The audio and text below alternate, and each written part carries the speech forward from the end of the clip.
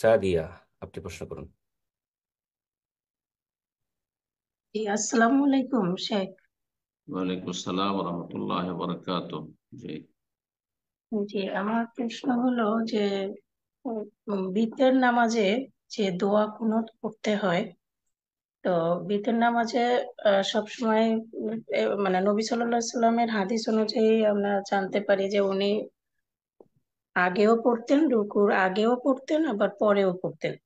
হুম, তো হুম, কখনো হাত ছেড়ে দিয়ে পড়তেন, কখনো হাত তুলে পড়তেন। হুম। তো এখন আমি ওইটা জানতে চাচ্ছি যে রুকুর আগে যে আমি পড়বো তখন কি হাত ওইভাবে ছেড়ে দিয়ে পড়বো, নাকি ওই সময়ে মানে হাত বাঁধা অবস্থায় পড়বো সেটা। বিসমিল্লাহ আলহামদুলিল্লাহ ওয়াসসালাতু ওয়াসসালামু আলা রাসূলিল্লাহ। কুনুত সম্পর্কে, ভেতরের কুনুত সম্পর্কে জিজ্ঞাসা করেছেন যে এই কুনুত রুকুর আগে না রুকুর পরে। তো রুকুর তারপরে নিজে বললেন যে দুই রকম প্রমাণিত। যাই হোক, দুটোই আছে। মাসলা ইখতিলাফ রয়েছে ফুকাহাদের যে কোনটি বেশি উত্তম। কেউ বলেছেন যে রুকুর আগে ভেতরের কুনুত উত্তম, কেউ বলছে রুকুর পরে উত্তম। সৌদি আরবে যে আমল আছে আর অধিকাংশ আহলে হাদিসদের আমল যে রুকুর পরে।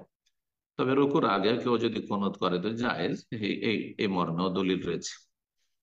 আবার কেউ বলছেন যে কুনুতে নাজেলা হইলে রুকুর আগে, ইত্যাদি ইখতিলাফি মাসাইল আর ফিকহি মাসাইল, এতে কোনো অসুবিধা নেই। যাই হোক, আগে পরে করতে পারেন, কিন্তু হাত ওঠানো সাহাবী থেকে প্রমাণিত। সাহাবী নিজের পক্ষ থেকে আমল করতে পারেন আব্দুল্লাহ বিন উমর। সুতরাং রুকুর আগে হোক পরে হোক হাত উঠিয়েও দোয়া করতে পারবেন। আর দোয়ার একটি শিষ্টাচার আদব হচ্ছে হাত উঠিয়ে করা।